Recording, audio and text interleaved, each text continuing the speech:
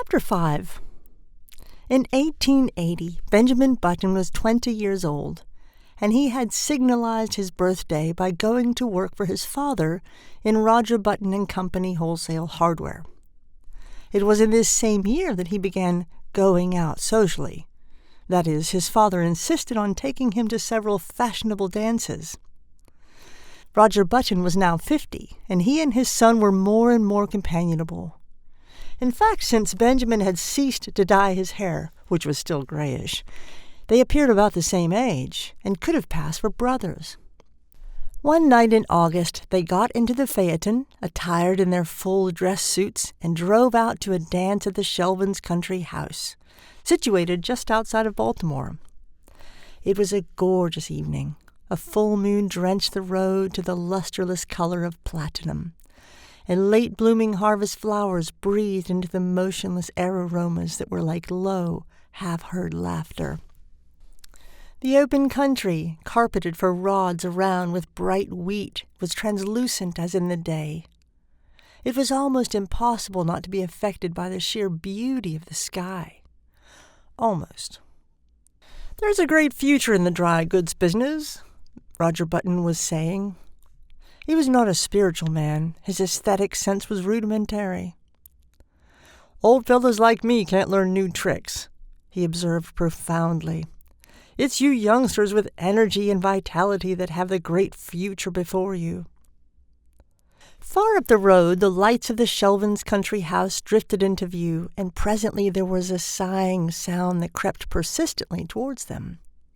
It might have been the fine plaint of violins or the rustle of the silver wheat under the moon. They pulled up behind a handsome brougham, whose passengers were disembarking at the door. A lady got out, then an elderly gentleman, then another young lady, beautiful as sin. Benjamin started. An almost chemical change seemed to dissolve and recompose the very elements of his body. A rigor passed over him. Blood rose into his cheeks, his forehead, and there was a steady thumping in his ears. It was first love.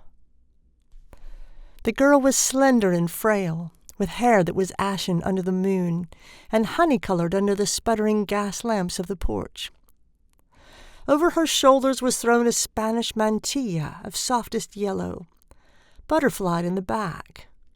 Her feet were glittering buttons at the hem of her bustling dress. Roger Button leaned over to his son.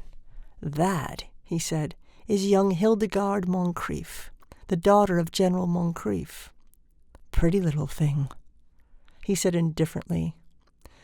But when the Negro boy had led the buggy away, he added, "Dad, you might introduce me to her." They approached a group of which Miss Moncrief was the center. Reared in the old tradition, she curtsied low before Benjamin. Yes, he might have a dance.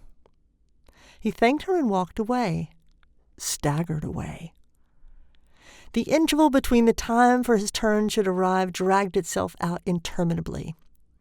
He stood close to the wall, silent, inscrutable, watching with murderous eyes the young bloods of Baltimore as they eddied around Hildegarde Moncrief, passionate admiration in their faces. How obnoxious they seemed to Benjamin! How intolerably rosy! Their curling brown whiskers aroused him a feeling equivalent to indigestion. But when his own time came, and he drifted with her out upon the changing floor to the music of the latest waltz from Paris, his jealousies and anxieties melted from him like a mantle of snow. Blind with enchantment, he felt that life was just beginning. "You and your brother just got here just as we did, didn't you?" asked Hildegarde, looking up at him with eyes that were like bright blue enamel. Benjamin hesitated.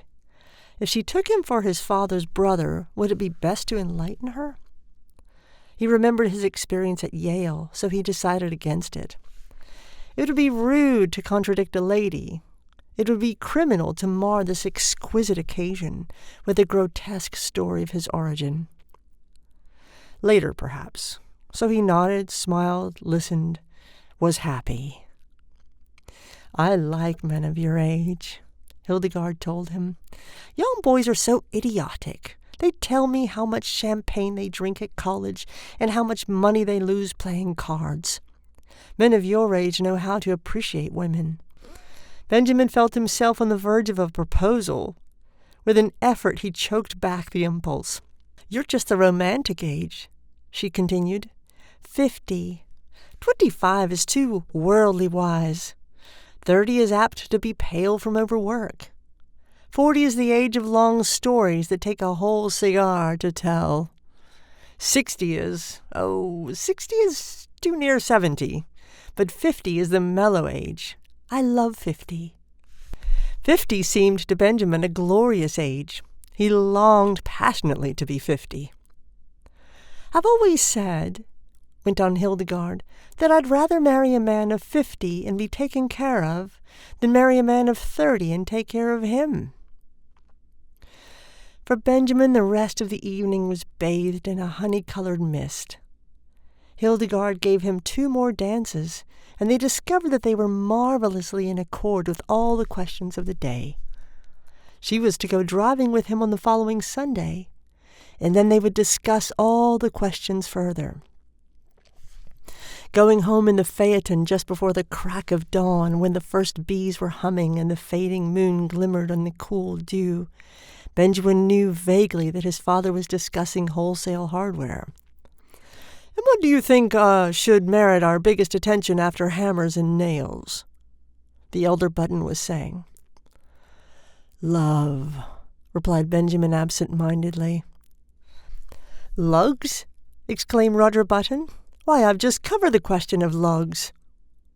Benjamin regarded him with dazed eyes, just as the eastern sky was suddenly cracked with light, and an oriole yawned piercingly in the quickening trees.